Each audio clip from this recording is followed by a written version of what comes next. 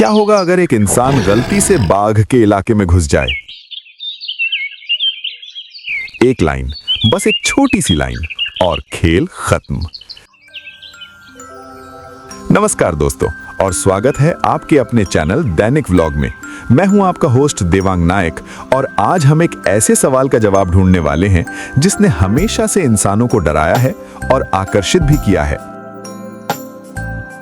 आज हम बात करेंगे टाइगर टेरिटरी की, वो इलाका जहां बाघ का राज चलता है। हम जानेंगे कि अगर हम इंसान गलती से या जानबूझकर उस लाइन को पार कर दें तो क्या होता है।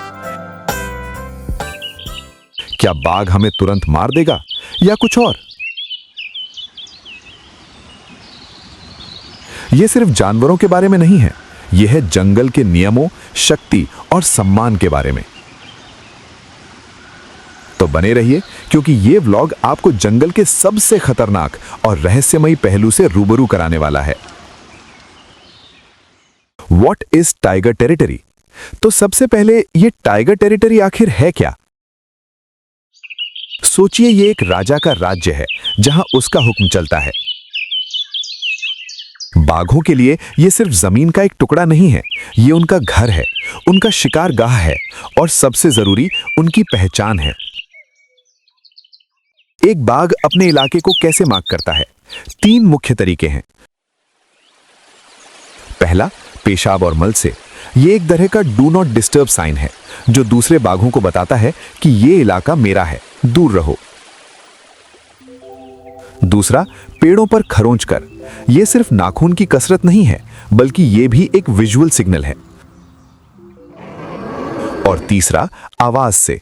दहाड़ना सिर्फ डर फैलाने के लिए नहीं होता, यह अपने इलाके की घोषणा भी है।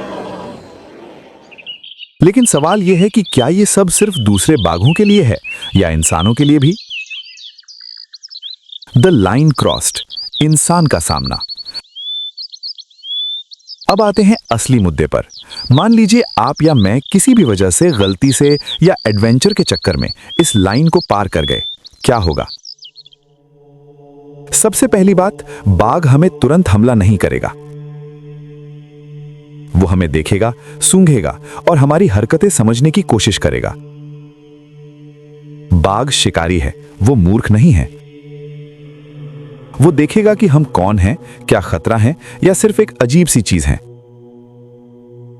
अगर आप शांत रहें, धीरे धीरे पीछे हटें और बाघ को कोई खतरा महसूस न कराएं, तो बहुत संभव है कि बाघ आपको अनदेखा कर दे। वो आपको अपने इलाके में एक अस्थायी, अजीब मेहमान समझ सकता है, जिसे इग्नोर करना बेहतर है। लेकिन अगर आप घबरा गए, चिल्लाने लगे, दौड़ने लगे या बाघ पर पत्थर फेंकने लगे, तो आपने उसे सीधा मैसेज दे दिया, मैं खतरा हूं या मैं शिकार हूं और मैं यहां नहीं होना चाहिए। इस स्थिति में बाघ का इंस्टिंक्ट काम करेगा। वो अपनी टेरिटरी को बचाने के लिए या खुद को बचाने के लिए हमला कर सकता है। और यकीन मानिए, बाघ से कोई मुकाबला नहीं कर सकता। बाघ का मनोविज्ञान, डर या सम्मान। क्या बाघ इंसानों से डरता है या वो हमें सिर्फ एक संभावित खतरा मानता है? यह समझना जरूरी है। आमतौर पर बाघ इंसानों से बचते हैं। इंसानों की गंध, उनकी आवाज, ये सब उन्हें सतर्क कर देते हैं। वो जानते हैं कि इंसान खतरनाक हो सकते हैं, उनके पास हथियार हो सकते हैं। लेकिन जब बात अपनी टेरिटरी की आती है, तो बाघ ज्यादा आक्रामक हो जाते हैं। अपनी टेरिटरी में घुसे किसी भी अनजान जीव को वो खतरा मान सकते हैं, खासकर अगर वो जीव उनके जैसा ही बड़ा और शक्तिशाली दिखे। सोचिए, अगर कोई अजनबी आपके घर में घुस आए बिना पूछे, आप क्या करेंगे? शायद आप भी उसे बाहर निकालने की कोशिश करेंगे, है ना? बाघ भी कुछ ऐसा ही महसूस करता है। तो ये डर से ज्यादा अपनी जगह को सुरक्षित रखने की प्रवृत्ति है। क्या हर घुसपैठ पर हमला होता है? अब ये मत सोचिएगा कि हर बार जब कोई इंसान बाघ के इलाके में जाएगा तो बाघ उस पर झपटेगा। ऐसा बिल्कुल नहीं है। जंगल में हर जीव अपनी जगह में रहता है। कभी कभी बाघों के इलाके इंसानों की बस्तियों के बहुत करीब होते हैं। ऐसे में दोनों के बीच टकराव की स्थिति बन सकती है, लेकिन हमेशा हिंसक नहीं। अगर बाघ को इंसानों की आदत हो जाए या वो हमें कम खतरनाक समझे तो वो हमें अनदेखा भी कर सकता है। लेकिन ये आदत बहुत खतरनाक हो सकती है, क्योंकि इससे बाघ इंसानों से डरना छोड़ देते हैं, जो दोनों के लिए बुरा है। एक दिलचस्प बात यह है कि बाघ अक्सर उन इंसानों पर हमला करते हैं जो अकेले होते हैं, बूढ़े होते हैं या बच्चे होते हैं। ये उनकी शिकार की प्रवृत्ति का हिस्सा है। वो सबसे कमजोर को चुनते हैं। अगर सामना हो जाए तो क्या करें? चलिए मान लेते हैं कि आप वो खुशनसीब या बदनसीब इंसान हैं जिसका सामना बाघ से हो गया और आप उसके इलाके में हैं। क्या करें? सबसे पहली और सबसे जरूरी बात, घबराएं नहीं। दूसरी बात, दौड़े नहीं। दौड़ने से बाघ का शिकारी इंस्टिंक्ट जाग जाएगा। तीसरी बात, सीधे आंखें न मिलाएं। बाघ इसे चुनौती समझ सकता है। चौथी बात, धीरे धीरे पीछे हटें। अपनी पीठ बाघ की तरफ न रखें। उसे देखते हुए धीरे धीरे बिना अचानक हरकत किए पीछे हटते जाएं। पांचवी बात, खुद को बड़ा दिखाएं। अपने हाथ ऊपर उठाएं, जैकेट खोलें। छठी बात, शोर मचाएं लेकिन चिल्लाएं नहीं। जोर से बोलें, ताली बजाएं। यह बाघ को बता सकता है कि आप इंसान हैं और आप खतरा नहीं बल्कि कुछ अजीब हैं।